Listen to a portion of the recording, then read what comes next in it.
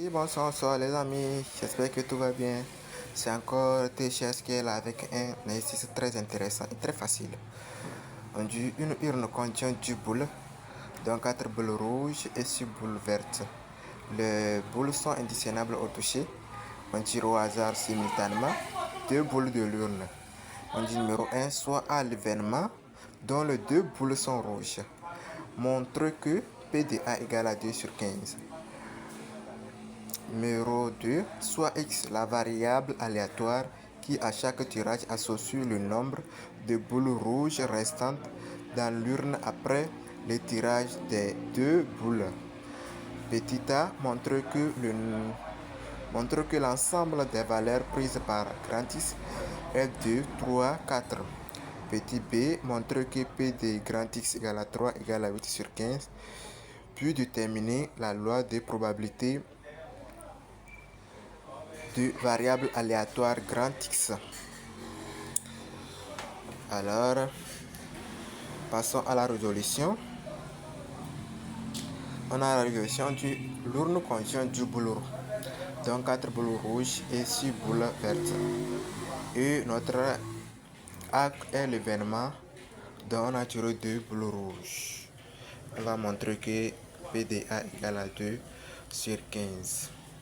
L'exercice du quoi? On tire 2 boules de l'urne simultanément. Donc, ce qui revient à utiliser la combinaison. Donc, PDA. PDA, c'est seulement on a tiré 2 boules rouges. Donc, ça fait combinaison de 2 dans 4 sur combinaison de 2 dans 10. Donc, en appliquant la formule donnée dans le cours, on trouve directement. Et si tu voulais passer par calculatrice en même temps, soit vous appliquez la formule et vous calculez et vous trouvez la réponse ici, d'où la démonstration. Du grand X variable aléatoire a montré que les valeurs prises par X sont 2, 3, 4. Donc ici, ce n'est même pas quelque chose qui est difficile. Il suffit seulement d'être intelligent pour pouvoir déterminer ça. Nombre de tirages possible.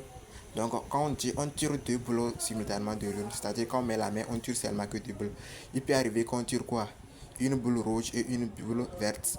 Donc les boules rouges restantes, comme c'est 4, quand on tire une boule rouge et une boule verte, ça reste 3 boules rouges dans l'urne. Maintenant, si il arrive qu'on tire 2 boules rouges et 0 boules vertes, il reste 2 boules rouges dans l'urne. Et si il arrivait qu'on tire 0 boules rouges et 2 boules vertes, il reste 4 boules rouges dans l'urne.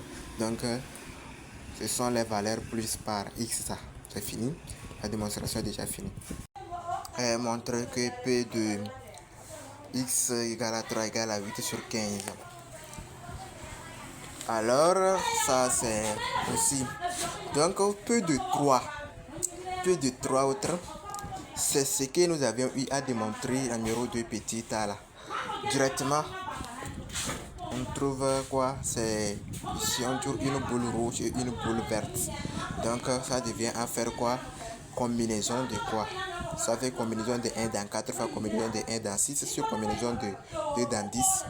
Maintenant, par les calculs, on trouve 8 sur 15, d'où la démonstration facilement. Maintenant, il reste à déterminer quoi la loi des probabilités. Comme on connaît déjà P de X égale à 3 égale à 8 sur 15, donc P de A égale à P de X égale à 2. Parce que ce 2 boules rouges qui est tiré là, c'est ça qui va donner directement ici. C'est ça qui donne 2 sur 15, ça reste seulement à trouver l'autre. P de 4.